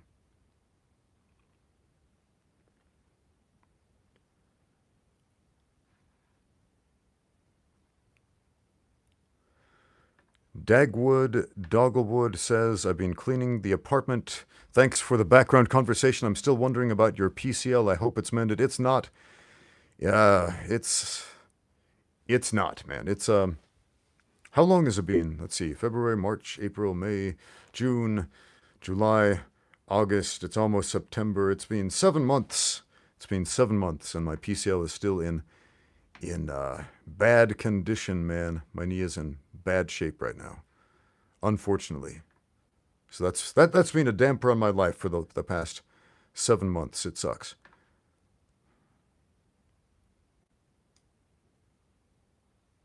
What is catch wrestling, says DTV. Catch wrestling is a grappling sport with a pretty simple rule set. No holds barred, unless otherwise stated. Some catch-as-catch-can tournaments do not allow chokes. But if it's no holds barred, that means all submissions are legal. The winner wins by either pin or submission. A pin or a submission in catch wrestling is called a fall. The best 2 out of 3 falls wins, meaning if you pin or submit your opponent 2 out of 3 times, you win. If the time limit expires without a clear winner, then there is a sudden death round, and the sudden death round is won by the first takedown. So those are the rules of catch wrestling.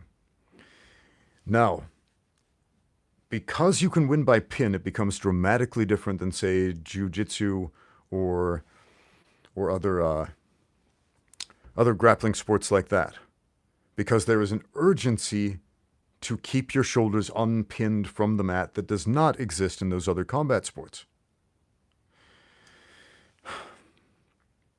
And it doesn't, like keeping your shoulders off the mat, with a few exceptions, is generally a really good idea in jiu-jitsu, but you don't always consciously think about it in jiu-jitsu like you do in catch wrestling. Because if both shoulders are on the mat for 3 seconds, 1, 2, 3, you're done in catch wrestling, right? So it is a great sport to train the sense of urgency.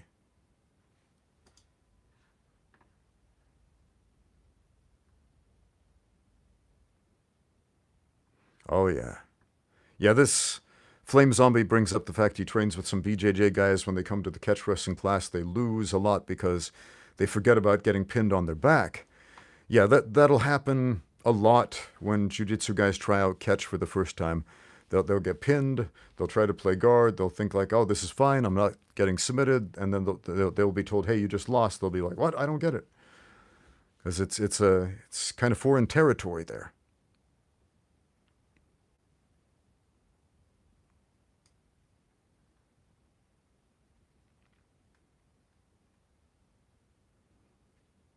Eric L. wants to know how was it sparring with Jeff Chan? Oh man, it was like 12:30 at night when I sparred with Jeff. And before I sparred with Jeff, he did like 15 rounds of sparring with everybody else, with Icy Mike, with Sensei Seth, with Rokas, and then he sparred with me. It's like 12:30 at night, and we're both tired. He's very tired, and because he's been sparring a lot, we're both pretty sleep deprived. And then we do this Sanda rule sparring. I wanted to do an MMA sparring session. Actually, I wanted to do MMA, and Jeff was like, "Dude, I've done so many MMA sparring sessions. Can we do like something else? Like, do you specialize in anything else?" I was like, "I've done a few pro Sanda fights. It's not my specialty, but it is something I'm familiar with. We could do that." He's like, "Okay, cool, let's do that." So we did some Sanda sparring. It was fun. Jeff has incredible control, just incredible control. Very, very good at controlling his output of power. I know Jeff's most popular videos are his hard sparring videos, but don't be deceived by that. He has incredible control in his strikes. So, yeah, I like Jeff a lot. He's very fun to spar with. It was a lot of fun sparring with him. And what was really interesting is after presenting Jeff with this unique and new rule set where you have to remain standing when you do the takedowns, he was able to adapt to that rule set pretty quickly. So after the first round, he wasn't able to get the takedowns while remaining on his feet. But then in the second round, boom, he hit that perfect double leg staying on his feet. It was great, man. It's great to see Jeff. It was really cool hanging out with Jeff off camera as well.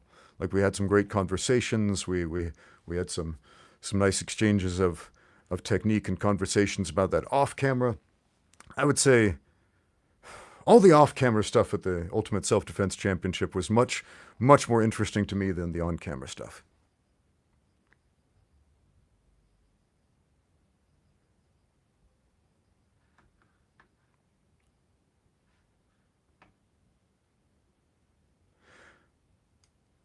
Danny Champion says, Ramsey, what was it about Jack Dempsey that gravitated you towards him?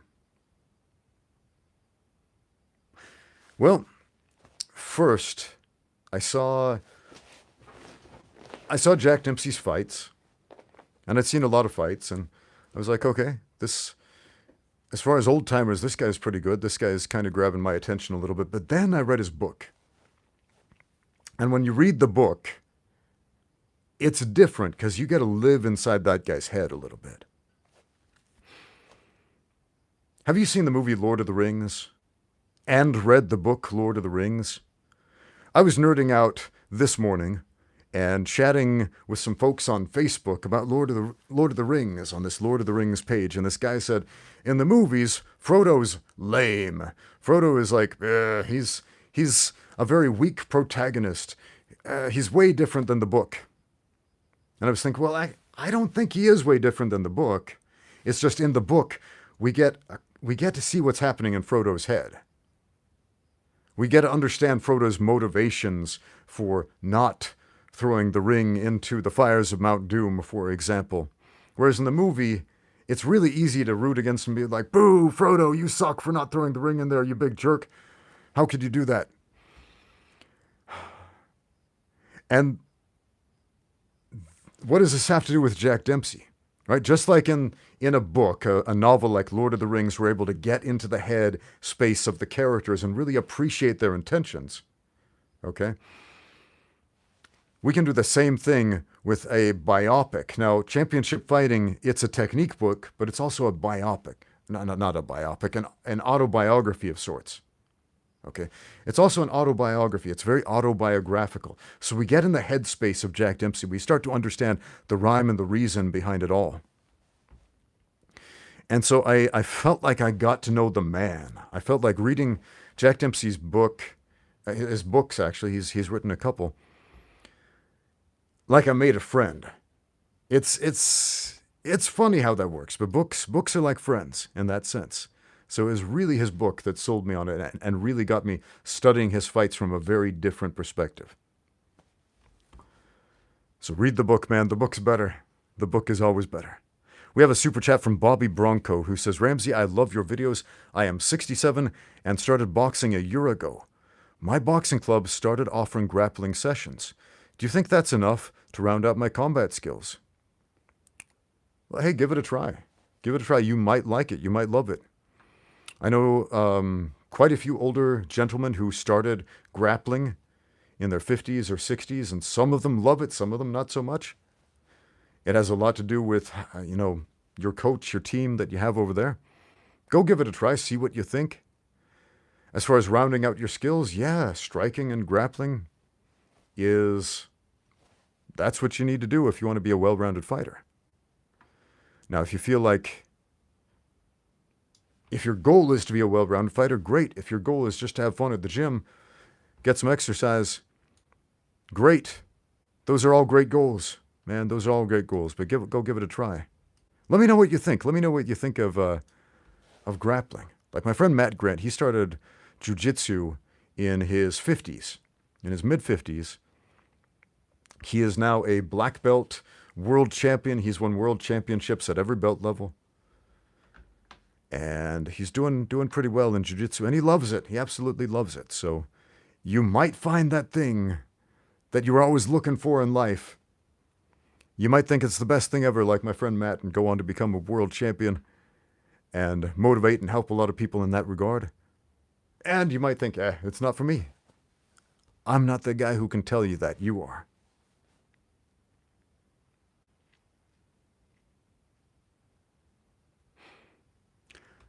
Another thing that's great about cross-training in different combat sports, since you tend to get injuries in combat sports, let's say, for example, if you have a knee injury, like I have right now, it can make stand-up fighting like boxing a lot more difficult. But there's a lot of stuff you can still do on the ground in jiu-jitsu that's not going to aggravate your knee, and vice versa. So it's nice to have a way to train to still do something when you're dealing with a roadblock. Southpaw Moose wants to know, will I provide commentary on Season 2 of the Ultimate Self-Defense Championship? Official commentary, no. If there's enough demand from you guys who want to know what I think of it, I might make a video or two about the subject. We'll see.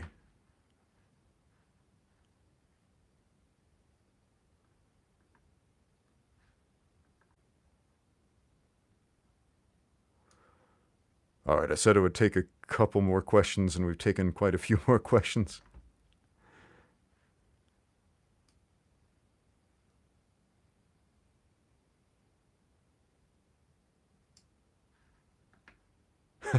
This is an interesting question. Videos for Stuff says, does the no vulgarity rule in MMA only refer to the sacred American language? Like if you had to referee a fight between two Cambodians, how would you know if they were using vulgarity or not? Well, I wouldn't, because I don't speak Cambodian. This is an interesting question.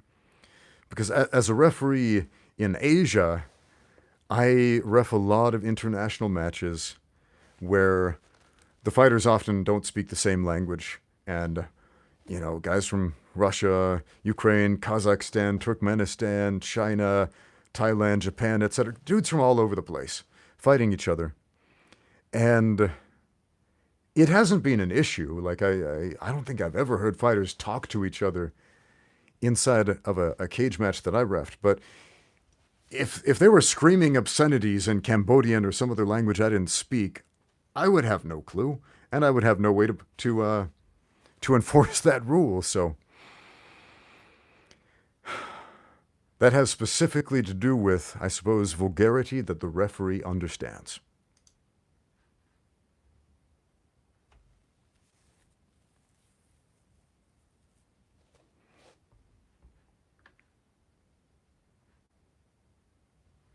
Question for the coach from Internet Rules. Why do you answer questions? That is a great question, my friend. Why do I answer questions? Why do I do these Q&As with the coach on my YouTube channel? Okay. I'll tell you. The reason I started the YouTube channel 17 years ago was because I wanted to get better at communicating with other people. I wanted to get better at talking to people. And so talking about a subject that you know something about, that you're familiar with, is an excellent way to do that. I found it helps me as a coach, and it helps other people. So why do I answer questions? I find it helpful. Other people find it helpful. There's this synergistic thing that happens when people help each other. It's awesome.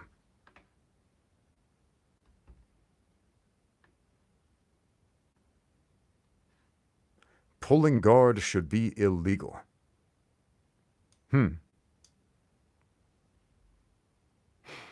Well, start your own jiu-jitsu tournament where pulling guard is illegal, and let's see how that works out. Jumping guard is illegal at the white belt level in IBJJF tournaments, just so you know. Pulling guard is different than jumping guard. All right, I will take one more question. I'm getting a dry throat here, and I got some stuff to do.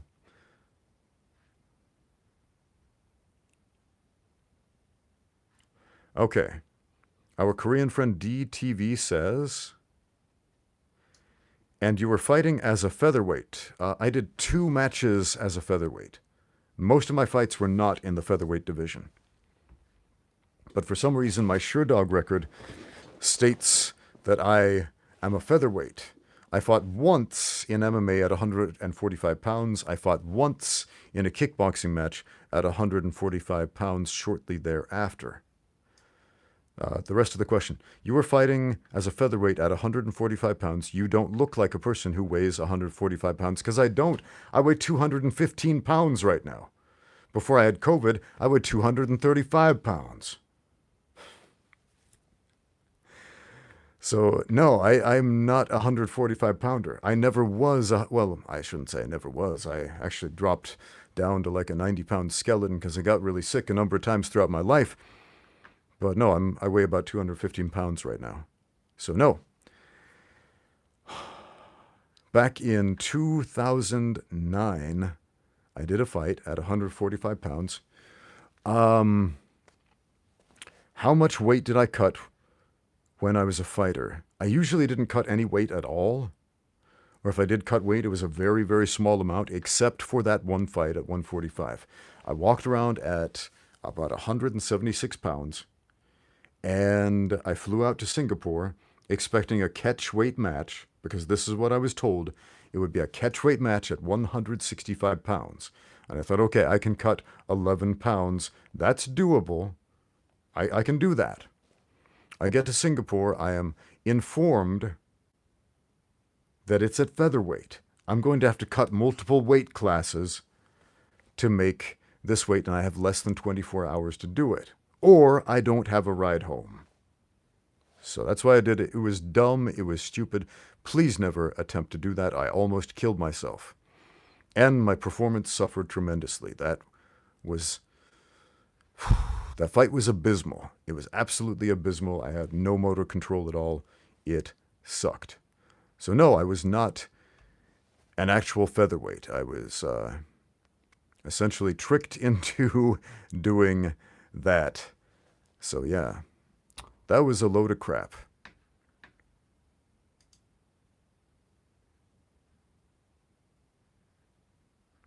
Antonio Wing Chun says, hello, Ramsey. Can a person who weighs 175 pounds take on a heavyweight who is 200 pounds and up? 200 pounds is not a heavyweight. Not an MMA anyway. Okay. Light heavyweight tops out at 205. Heavyweight tops out at 265, just so you know. So someone who is a natural 200 pounds would probably cut down to the middleweight division at 185 and might be able to cut down to the welterweight division at 170 pounds. And in some extreme cases, 200-pound guys have cut down to lightweight at 155. But can a 175-pound fighter take on a 200-pound fighter? Yeah, if the 175-pounder is better than the 200-pound fighter at fighting. If you are a better fighter, you can beat heavier guys. Do heavier guys have an advantage? Of course they do. Can they be beaten? Yes. Is it an uphill battle? Yes.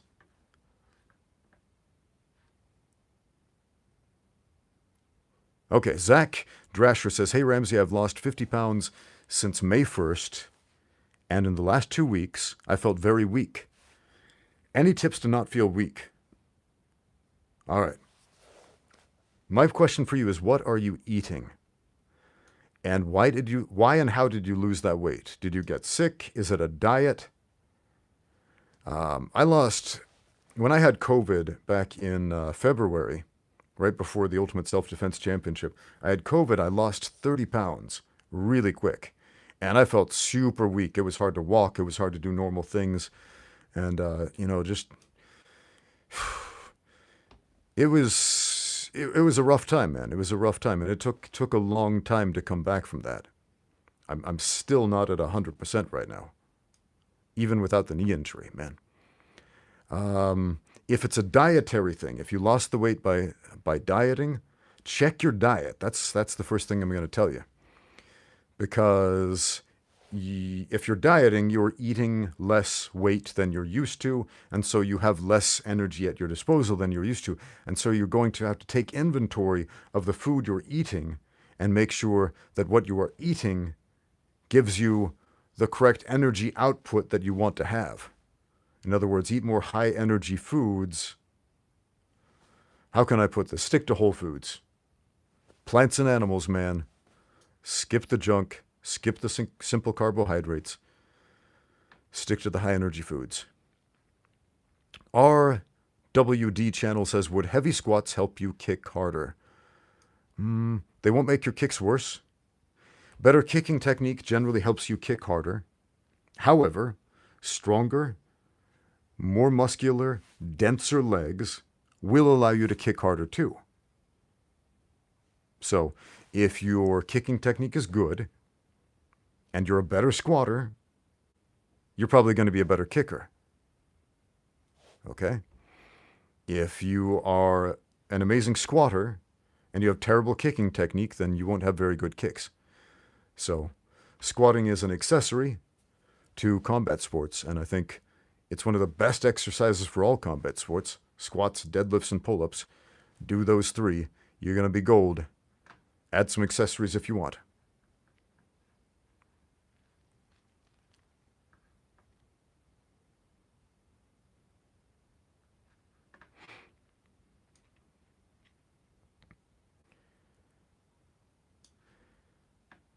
Our friend Spider-Man, Lose K10 says, Coach, if a fighter were to train in both Savate and Muay Thai at the same time, do you think they would both complement each other well in terms of distance control at both long and close range?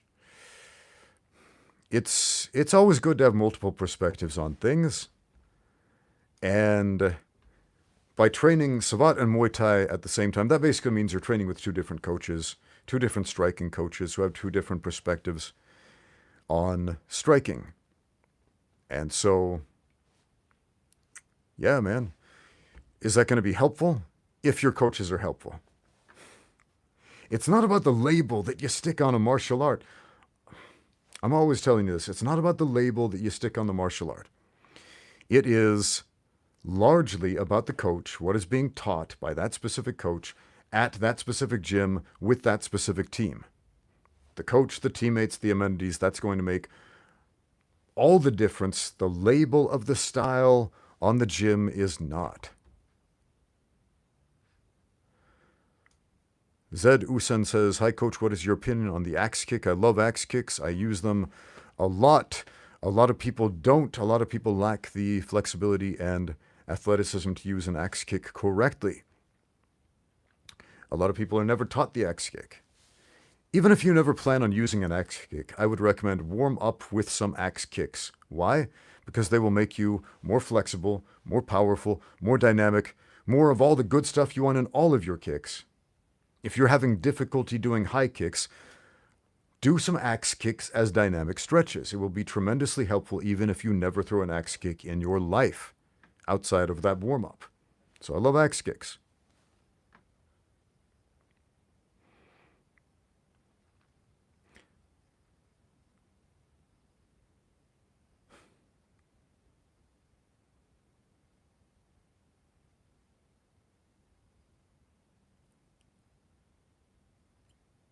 Could I do a video on how hand-to-hand martial arts would have been different today compared to on the battlefield?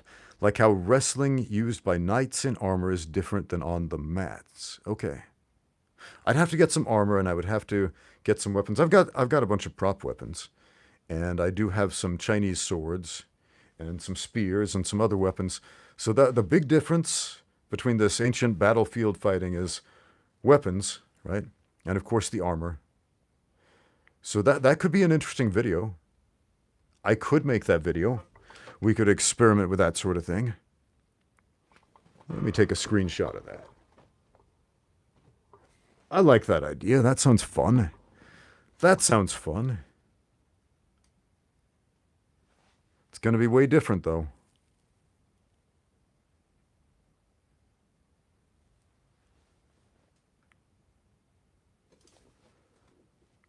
I keep saying I'm going to take one more question, then I take like 10 more. Because you guys are asking me some interesting questions.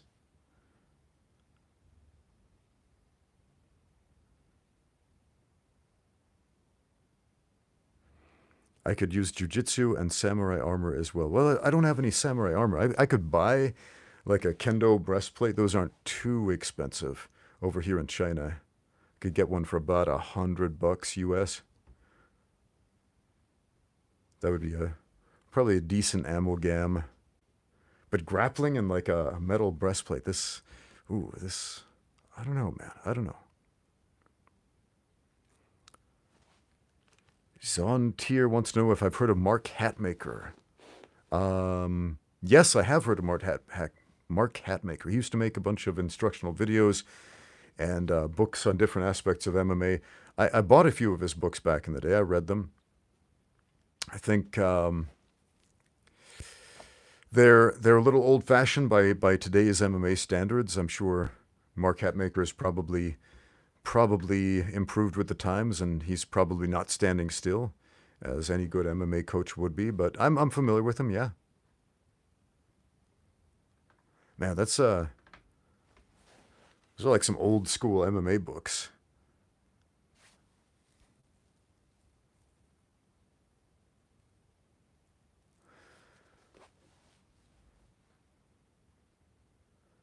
Grappling and armor looks a lot like judo. Now, I've seen grappling and armor. I've got some videos on my phone of some knight fights, some dudes wearing armor and with weapons, swords, and axes and stuff, grappling with each other in a cage. Maybe I'll make a video about that.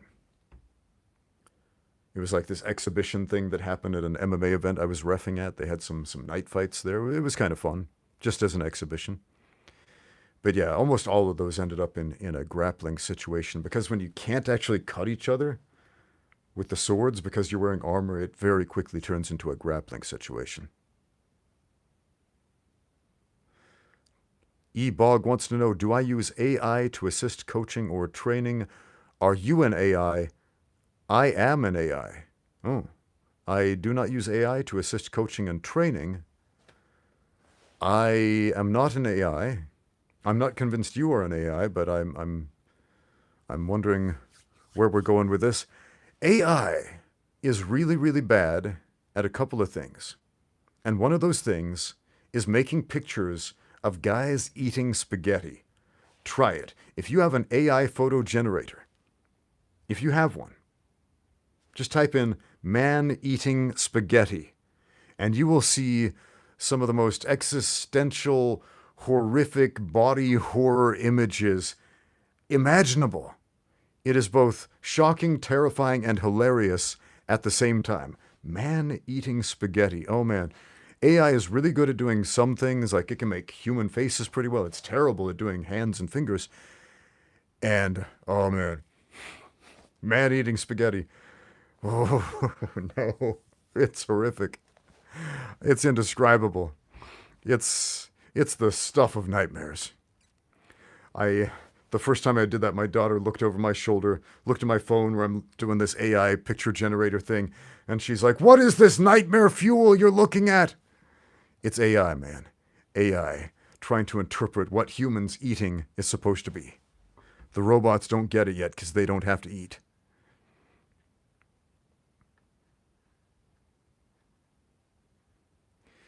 Drawer Victor says, "Can you tell us how you train without your PCL?" With a PCL, well, I have a PCL, it's just torn. That's the issue. How do I train? It's hard, man. I got to modify a lot. There's a lot that I can't do, so I focus on what I can. Man, it's rough. It is rough.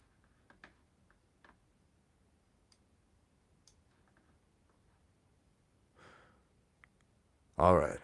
Seriously, I'm going to take one more question, and then we're going to call it an end to this edition of Q&A with the Coach Live. Here we go. Videos for stuff probably mostly unlisted asks.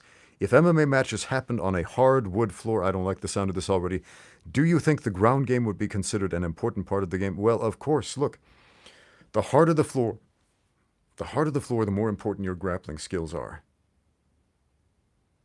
Why? Because if you are the guy who doesn't know how to grapple, you are going to be the one having your head bounced off the pavement or bounced off the hardwood floor. You are going to be the one getting hurt with the hard surface. So yeah, man. The harder the surface, the more important your grappling skills become. The more important it becomes to be the one who is able to dictate the position and be the guy on top. With that being said, thank you for watching. Now get out there and train.